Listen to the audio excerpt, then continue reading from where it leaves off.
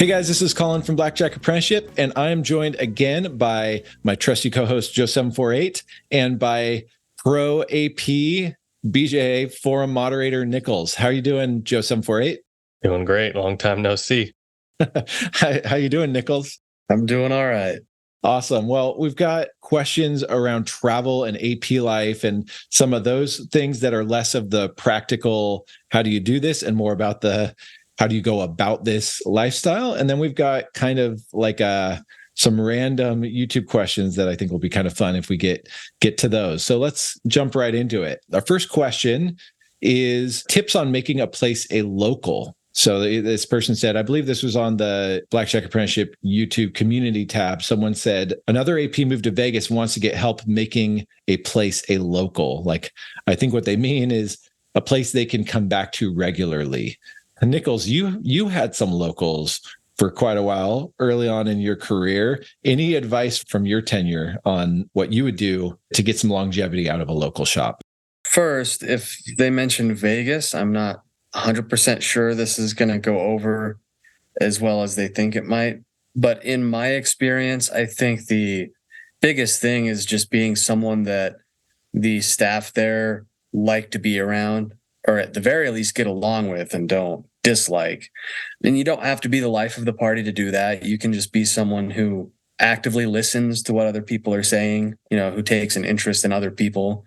In fact, I think this isn't an AP book per se, but I think a lot of the soft skills translate. The old Carnegie book, How to Win Friends and Influence People, is something I think just about any card counter would benefit from reading, just because it's really helpful with those soft skills at the table and with casino staff. That's mostly what I did, is just be someone who's pleasant to be around. I mean, there's a few little, I guess you could call it camouflage type things you could do, but you don't want to go too crazy with camouflage because it gets expensive. And if you're going to do it, know what it costs you.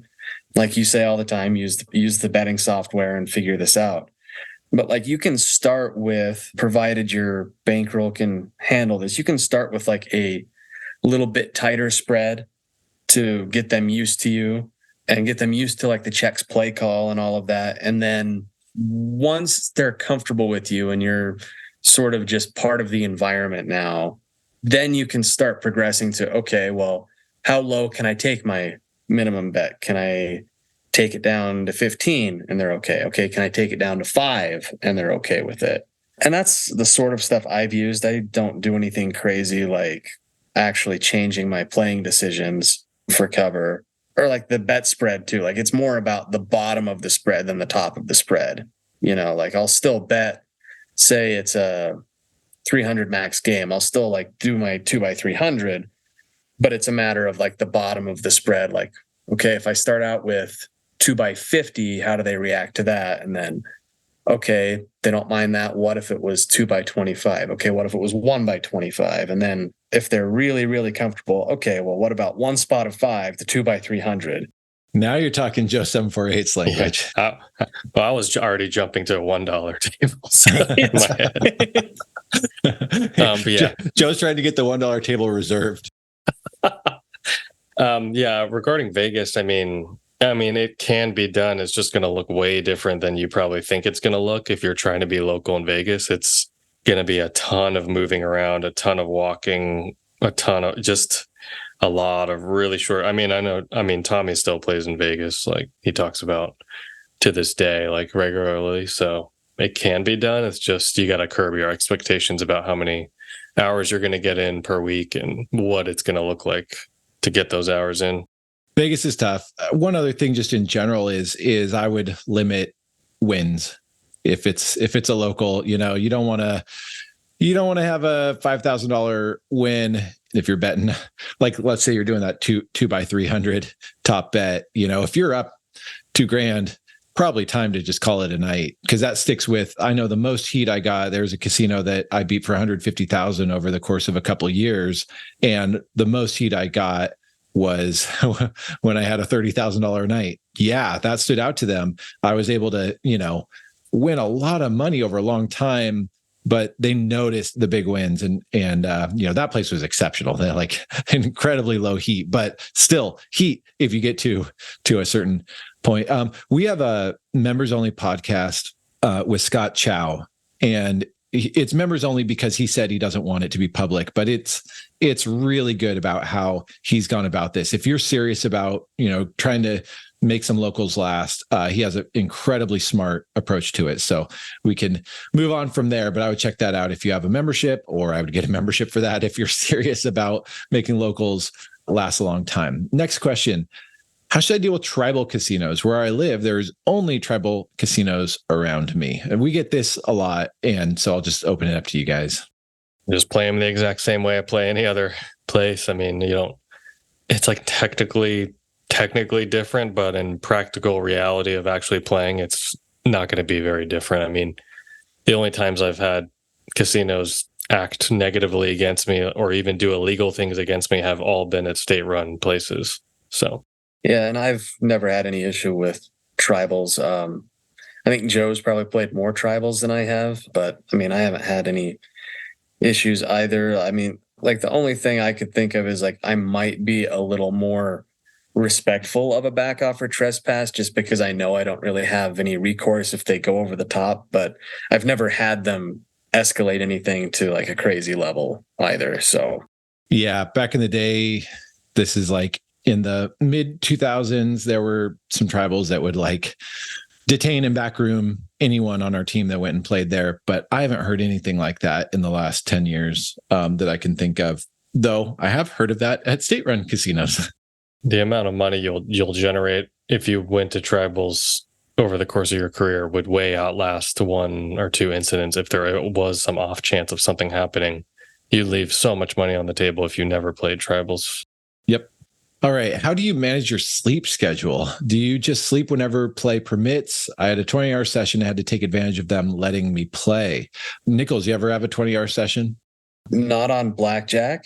I have had a video poker session that, because of the details of it, required us to play until the royal hit. It was a progressive. And I was on that for 48 hours straight. Oh my gosh. And I don't recommend doing that. I don't recommend 20-hour blackjack sessions either. It's really rough. I'm not a big fan of marathons that last that long. Like probably the longest blackjack session I've done is like 13 hours, and I don't even recommend that. As far as sleep goes, like, I mean, if you're playing for a living, you do kind of have to schedule sleep around play a little bit, but if it's not a time sensitive thing, then like just go to bed when you're tired and wake up whenever you wake up. If you absolutely have to play at a certain time or for a certain amount of time, then it gets a little tougher. But I don't know. Anymore, I try to prioritize getting enough sleep above pretty much anything else when I'm on the road. I think even if it would be worth, say, an extra $100 to play another hour, if I'm already, drowsy and want to go to bed at that point in time, I'm just going to go to bed. And a lack of sleep can also make it so that next hour that maybe is worth $100 in a vacuum isn't actually worth $100 because it hinders your play, whether that's video poker, blackjack, or something else. It's tough to stay sharp if you haven't gotten enough sleep. Joe748, have you ever been up 48 hours? I just looked at my records to see the longest session I've done, and I've only done at max like a 15-hour session. I've never done those like crazy. I think when you hit those like double-digit sessions, you have to make up that lack of sleep later in the week sometimes. So then you're losing out on that. Like, so I've noticed when I've been up for too long, I just, the next couple of days, I end up like sleeping a lot longer to catch up. So I don't recommend doing. I mean, I personally don't do sessions more than like 10 hours nowadays because I just can tell I'm just slowing down.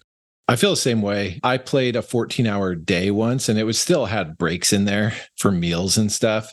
If someone's playing 20 hours in a day, I dare you to take a test, do a test out after those 20 hours and see how well you actually are playing and how slow you're actually playing. I just think that it's really diminishing returns. As far as sleep in general, I agree with Nichols. Like, it is important. There's new studies that are showing sleep health is like they're using it as one of the big indicators of like overall health, like high blood pressure and stuff like that. It is important. Now, of course, there's blackjack trips where, hey, on these 4 days, I'm going to be getting in the 5 or 6 hours a night range, or whatever, 4 or 5 hours a night range for a short period of time. But I really think, like, why do we do this?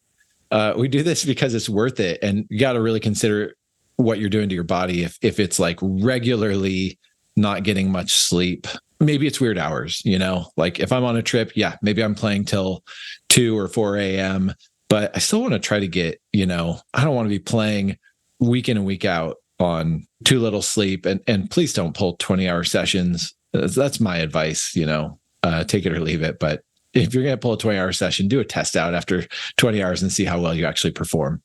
All right. Geography wise, in the US, what are the differences, like the South versus Pacific Northwest, Vegas or Cali versus New England area? Okay. So we're not getting into specifics about specific casinos, but what would you guys say is the sweatiest region in the country? In my experience, it's been Las Vegas, but I haven't really spent a lot of time east of the Mississippi, so I can't really make a comparison to like half of the casinos in the country. Yeah. Okay. Well, then Joe 748, what would you say is the sweatiest region in the country? Yeah, I mean, like Vegas, Reno, Atlantic City, Tunica sometimes for some people, kind of these old school towns that have been around for a while, which makes sense why they'd be the sweatiest. I'd say for cash outs at the cage, I mean, no contest is the South for being sweaty about ID at the cage. That's by far and also like the Midwest is sweaty as far as ID scanners in the front of the casinos. You don't really see those on the West Coast at all anywhere really. But we get this question a lot, like at boot camps and stuff. And people always want to know like, where's the best regions to play? And it's usually never like a solid region from year to year or whatever. It's always just one place, and that one place changes to, it seems like, seasons or years. Like there'll be one really tolerant place one year, and then the next year it changes to some other place, or Yeah, totally. It's a moving target. I get frustrated. I think in the South, they're very quick to flyer you. Vegas, yeah, the backoffs come quick, but there's just a million casinos to go to. It's frustrating where there's literally no casino you can walk into because you've been flyered. And I've had that more in the South. I mean, I guess I've had that in Vegas too. There's so many factors. It just also depends on your history too. Like I remember like playing in Iowa was like one of the worst experiences for me. I just couldn't get any time, and there was so much driving in between, and they were just flyering left and right. But like Yoshi, for example, started in that region, so he was able to get a lot of hours, which I wasn't. So it just depends on your history too. It does.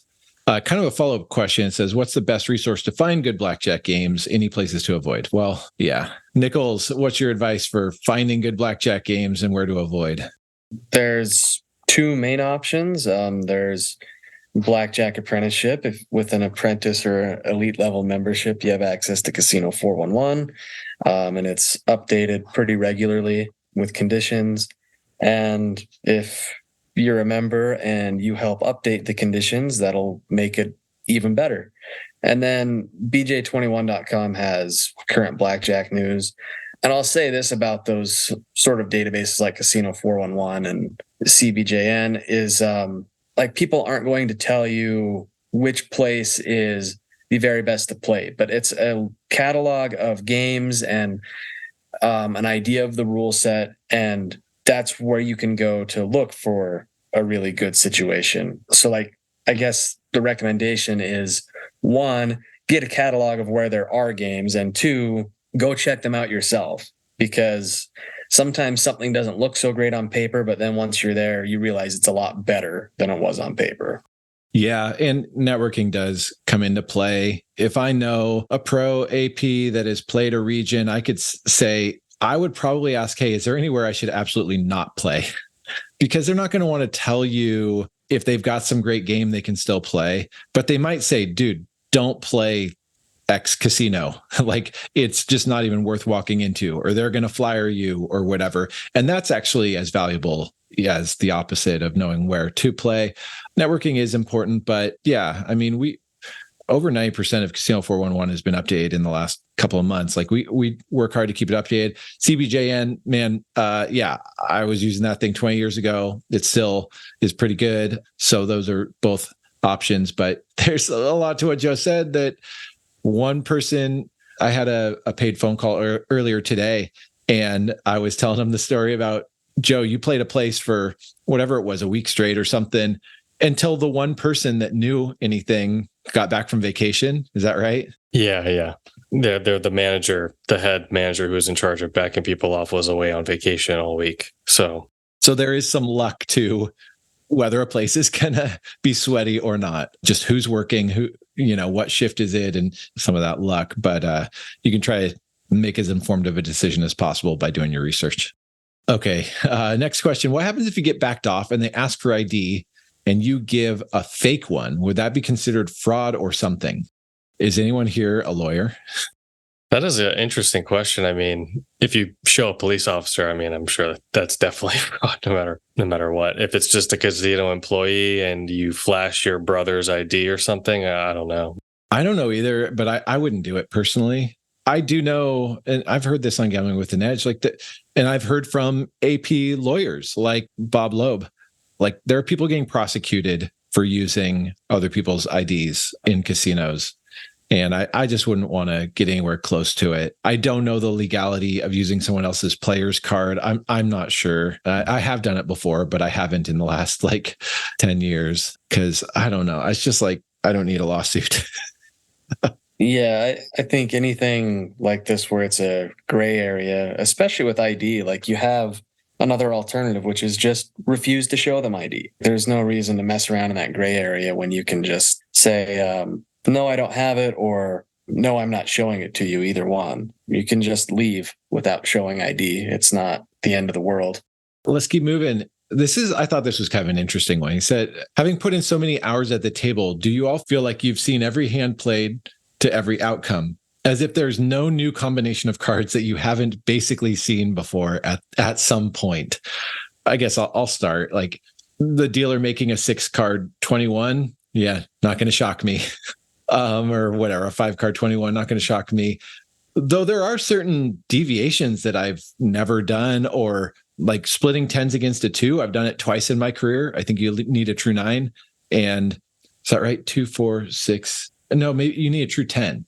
4, 5, 6, 8, 10. Yeah. I've done it twice. So definitely not every combination.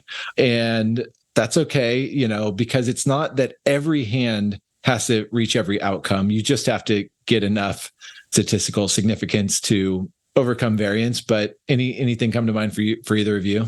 I kind of just feel like I've seen all the combinations of dealer hand. You're also like emotionally bracing yourself a lot of times for it to go wrong. Like when I split 10s and I'm doubling my 10, whatever. Like I'm just trying to protect myself emotionally. So I'm just like, oh, the dealer's going to make their hand. And when they don't, I'm like, oh, well, that's great. Cool. But the thing I feel like I haven't seen every combination of is like what the casino is going to do, when or why they do what they do. That is an endless guess of what's going to happen. Yeah. So thinking about like the literal card combinations and what order they're in, like in multi-deck games, I think there's just too many combinations that there's no way you'll ever see all of them. I think I might be there with single deck games though. Just because, one, I've played a lot of single deck, and two, there's fewer possible combinations because you only have 52 cards. You can't repeat any one card more than 4 times. And most of that's just because, like earlier when we were talking about video poker, I had a video blackjack thing that was similar to that, where it's like you're playing 1,000 hands an hour. You'll get there a lot quicker than 100 hands per hour is all. So like I've seen like, like 2, 2, 2, 2, ace, 6, ace, things like that, just because of that though. Like I wouldn't have seen enough hands for that if it was just live blackjack play. That's interesting with the amount of single deck. You literally could see ace, ace, ace, ace, 2 or something, Yeah, that's really interesting. But again, it really doesn't matter as long as you're getting to, enough statistical significance to be positive. All right, we've got a few more here. After seeing my results from full-time advantage play, my best friend has decided he wants to invest in my bankroll. He has a high-paying job and a lot of cash on hand. My question, what is a typical profit-loss split for this type of arrangement? If the bankroll grows 10%, do we split the growth 50-50? Have either of you taken on an investor? I haven't. Not like a direct, like just me and an investor. Stan Podolak and I did a team for about a year, and we weren't the only two investors, but like all of the investors were players. So we didn't have any outside investments. So I'm going to answer this and then you guys tell me what you think, but I actually don't recommend this. It's a very different thing than a bunch of players that are all investing. A bunch of players all investing like Nichols and Stan Podolak did. That's actually really advantageous because everyone can leverage each other's bankroll and everyone can leverage each other's hours. But if I'm playing, let's say that I've got 10K and I'm playing, and then someone's like, hey, I'll give you another 10K. Well, sure, I can bet twice as much and generate double the EV, let's say, but now I have to hand that person a cut. They're not contributing any hours. And so when you're betting twice as much, you're getting more heat, you're having more variance, and not to make twice as much, but to make a little bit more, because you're going to have to hand a lot of those profits to the other person. Now, whatever the split is, I would say is whatever motivates both parties, whatever both people are happy with. But my advice to whoever asked this question is if you don't need your friend's money, don't do it. Because also people that aren't playing, we had this with the church team. We had at some points $1 million bankroll. And we have these people that are super happy when we're winning. And when we're losing, they just don't get it. They're just freaking out. And it's so stressful. And I like to say I've never lost a night's sleep of losing my own money, but I've lost lots of nights' sleep losing friends and family's money. It can strain relationships, all that stuff. But again, it's not just straining the relationship to make twice as much. It's straining a relationship to, sure, maybe you make twice as much and then you have to hand them half of that extra money. It's twice as much to only yourself make maybe 50% more. So I really don't recommend it. But as far as what a structure would look like if you did this, is whatever motivates both parties. How badly do you need the money and how badly do they want to invest in it? You just got to figure that out. I like the team, multiple players all throwing their money in together if everybody trusts each other, because again, you're making money when the other people are playing and you're making money off of their bankroll and vice versa. Yeah, the only investment that I've been offered is the old, when you meet someone for the first time, they find out what you do and they say, if I give you 2,000, you turn it into 20. Exactly. Everyone's looking for some easy money. What's the famous quote? JC Note would say it's a hard way to make easy money. All right.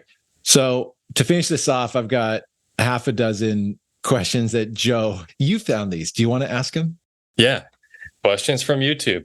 All right. Everyone always talks about not cashing out your chips right away after a back off. Is there any good reason to cash out chips after a back off? So not avoiding the cage. Is there any advantage to just going to the cage, showing ID, getting the chips and getting out of there versus not? I think if it's like a really remote area and you're never planning on returning and you really just need to get out of there and get home, then, in that case, it's probably fine to just cash out and, oh, well, they got a good picture of me, or maybe even you show ID then. I mean, depending on how you feel about giving them your identity. But other than that, there's really no point. Just you can leave and come back another day in most circumstances. Yeah, those remote places, I want my money. Now, am I going to say, no, I won't give ID? Very possibly. But then again, I know I'm in every database anyway. So if it's getting my money or not giving ID, I'll get the money. Yeah. Another consideration is how much cash you have on hand for that trip. So let's say it's not a super remote place and there's 3 casinos in this town. You also have to think about well, if I brought 20 grand with me and 15 grand of it is in chips, I'm only going to have 5,000 to play at the next place. So I'm going to have to decide, can I get through a session with 5 grand or not? How much? So you have to weigh that out too. Yeah. I've been on a trip where we didn't have enough money to keep playing because we had a whole bunch of chips from another casino. And that was just so stupid.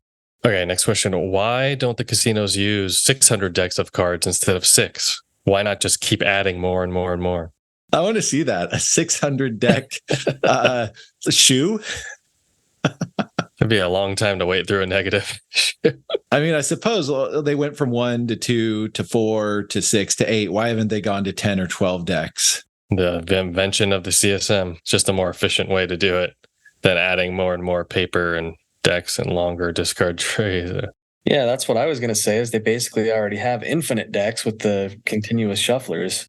Which begs the follow-up, like, why haven't those taken over? And I think it's because, one, they have to rent them and they're expensive and they do break. I mean, even just non-continuous shuffle machines. I was playing, I'm not going to say where, but a renowned, fancy Las Vegas Strip casino, and their shuffle machine kept malfunctioning. And so they went to a hand shuffle. And this is, like, those things are a pain.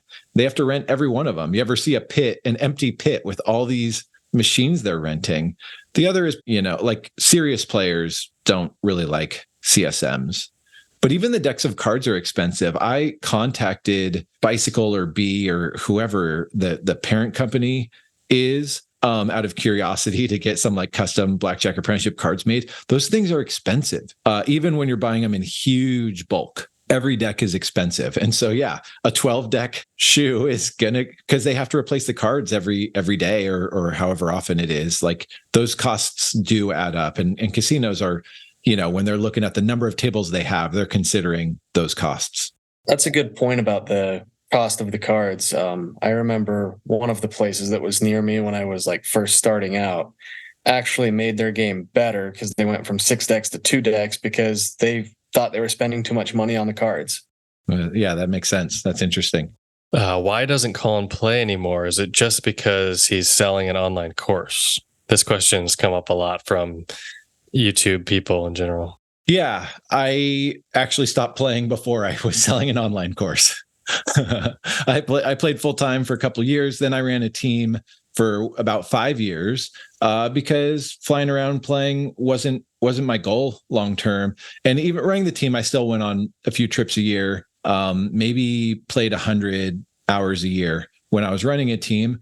But I started a family early on, and gosh, I've done road trips with 4 kids in the minivan and my wife, and it's not really the life I wanted. And card counting was always a means to an end for me. And now, like, running an online business is a way better fit with my family and for me.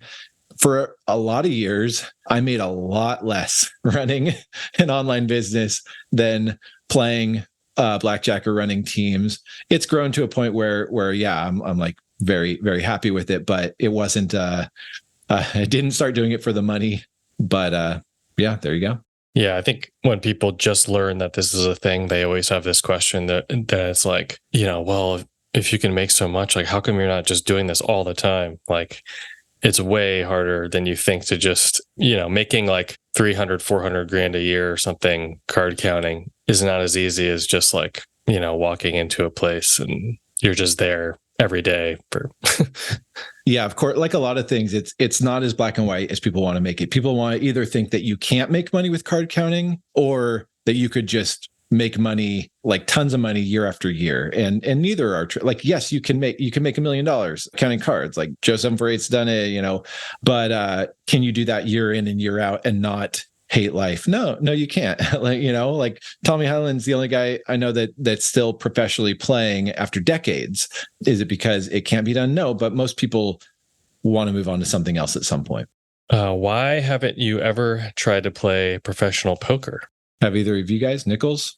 Poker was actually my original interest before blackjack, but it turns out blackjack's just, one, a lot easier to learn. There's an exact right move and an exact wrong move that you're never caught in this in between where you're kind of questioning, okay, did I play bad or did I run bad? In blackjack, you just ran bad. And then the other part of it is just that poker is a much slower moving game, at least live poker is. And so blackjack's more valuable because of that.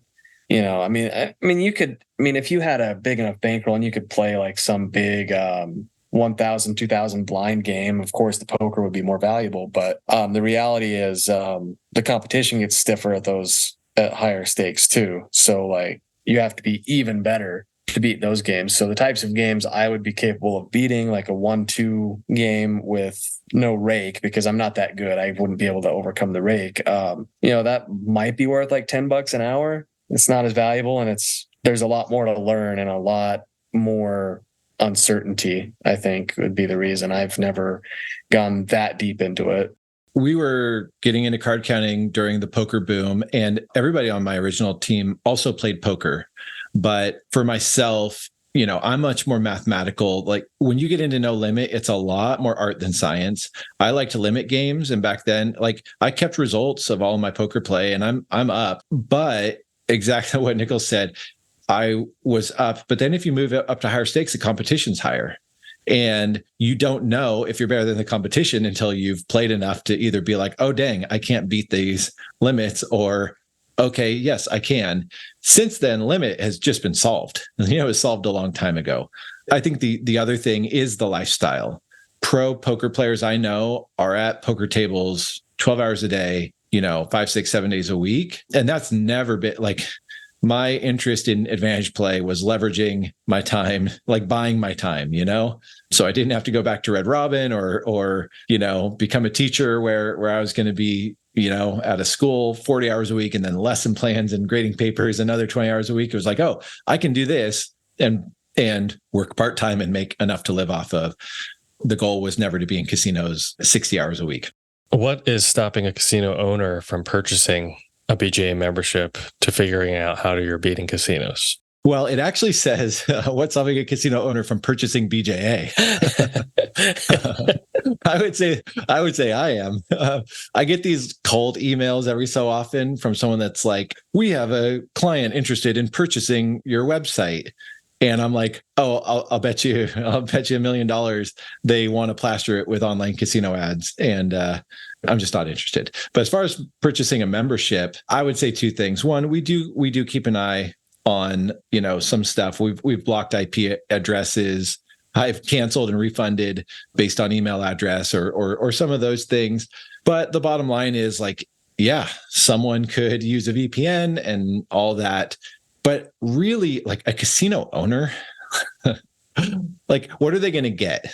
They're going to get a really good card counting training course and a forum of anonymous usernames and a casino database that says, I just don't know what they're going to get out of it. I think we've done a good job of keeping it safe. People would say, wouldn't surveillance people buy it? And I remember asking T. Dane, a surveillance expert, and he was like, the casino's not going to reimburse me if I buy a membership.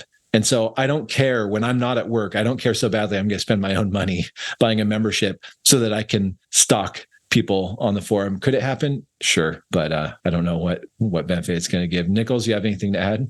Just that, I mean, card counting's been around for however long since Beat the Dealer came out. Like, they really don't know anything about card counting and wanted to learn. There's a lot of cheaper ways they could do it. Blackjack Apprenticeship is like a really streamlined way to learn and a great way to learn. But like, if they really wanted to know more about card counting, they would have already done it. The other thing is that just with surveillance people, I mean, card counting is not even the number one thing they're looking out for. They're looking out for like dealers stealing from the rack and stuff like that. They're worried about vagrants coming in and harassing slot machine players. It's not their top priority. I think my guess is they're wondering like, well, couldn't they find out all the card counters out there? But no, you're going to find people's forum handle. Yeah. I mean, unless, everyone decided to throw caution in the wind and use their real name as their username. But yeah. And sometimes people sign up with their real name and then we say like, hey, let's change this. Or someone says too much personal information on the forum and we delete it and say, hey, you don't want to share this. You also have to put into perspective like the dent that the card counter is making on the casino in reality is like nothing. I mean, card counting was, life-changing for my experience, for me personally, but to a casino, it makes like no difference to them. Sometimes emotionally they'll react like you're robbing them blind, but the actual profit and loss of the day of the casino, even if you walked in there, you won like 30 grand in an hour, another card counter will come along later and lose 29 grand in that same hour. And B, let's say that that's the actual EV. Let's say someone took 30 grand in an hour actual EV, they can make that up in the same amount of time, like on the slot machines. Even some of the smaller casinos at their peak hours can be generating like a few $1,000s a minute. So, all right. And last question. What happens when you're counting cards and then you have to take a huge dump? Yeah, this sounds like the video poker Deuces Wild. I'll just tell a quick story. We have church team member Mark. He had some story that he had like a terrible cold and he took way too much Dayquil. He's at the table and he pooped his pants at the blackjack table. Joanna, who wrote an awesome story, my favorite story in Tales from the Felt, she said, she's like, oh, I have another story I could tell about a time that I was sick and I chose to throw up in my purse rather than leave the table, which I thought was pretty, that's dedication. Yeah. If you have to go to the bathroom, go to the bathroom. There's always giving another good count. It's not like that the EV of that shoe is, $1,000. I tend to agree. You can probably just bolt for the restroom. If it's really that good that you can't leave it, I mean, hopefully you're proficient enough that you can get through the shoe pretty quick. And even if you have to prairie dog it for a minute or so. Another option is just, plenty of people wear diapers to the casino so they don't have to leave their lucky slot machine. You can just dipe up. Oh, no, the man. Ultimate cover. If your head's up, tell him to hold the table and do what you got to do and get back. Otherwise, like, think of it in terms of EV. What's that shoe worth to you? If you're playing $100 an hour game, is that shoe worth $25? Like, would you pay $25 to not poop your pants? I hope so. Well, Joe, are you looking at your list? You got another question or? I'm still debating whether or not I would leave the table at this point. I would like to say I wouldn't. I would leave, but I guess it depends on how high the count is and everything. And yeah, oh my gosh, what the heat's looking like and everything. Oh man, I would pay a pretty high fee to not have to drive home. I know of at least one card counter that puts in his records the number of times he's crapped himself during the year.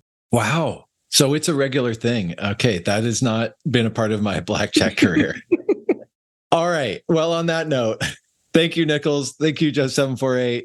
If you want to learn how to beat blackjack, if you want to get access to betting software, casino database, everything else we got, check out blackjackapprenticeship.com. If you need to go to the bathroom, pause this podcast. Or actually, hey, you can keep listening from the bathroom. If you're at the blackjack table, take a break. Take care of yourself, and we'll see you guys next time.